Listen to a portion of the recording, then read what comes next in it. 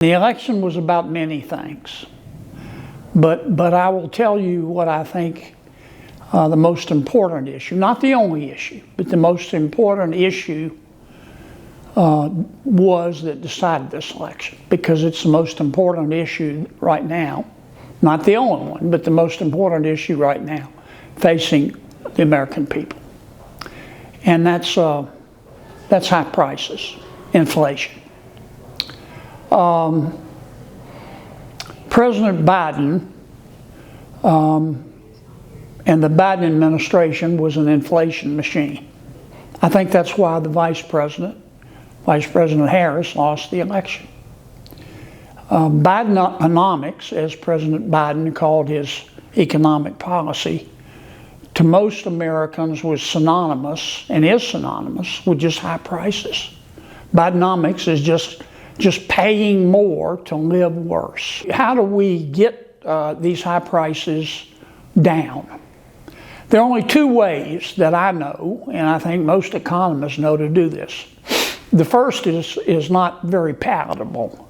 We could go into a deep recession, and we could see unemployment rise to 8 to 10%, and a lot of good people would lose their jobs. If we did that, prices would probably fall into a deflationary spiral, and prices would fall. But we don't want to do that, and we're not going to do that. And I'm going to do everything I can to keep these knotheads in Washington from doing that. So what's the other way, and really the only option? We've got to grow our way out of these high prices. Another way of saying that is that we have got to stimulate our economy so that income and wages go up. And so people will have more money to be able to afford the products that now are priced higher because of President Biden and Vice President Harris's inflation. How do we do that? Well, I'll tell you what step one is, and it'll be our first order of business when the new Senate and the new House and the new president take over. Back in 2017, when President Trump was president the first time, we passed the Tax Cuts and Jobs Act. The idea was that if we let people keep more of their money, they would invest it and stimulate the economy and grow it, and we'd all be better off. And it worked. After we cut everybody's taxes,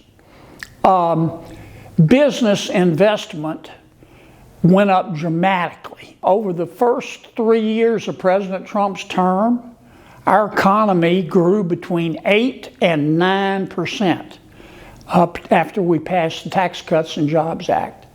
After we passed the Tax Cuts and Jobs Act, the median household income, that means basically the average household income in America, increased over 2 years by $5,000. This is really not that complicated.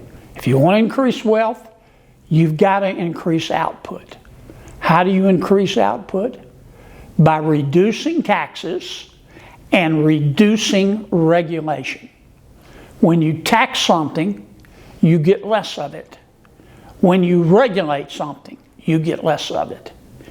When you tax and regulate less, you get more of it.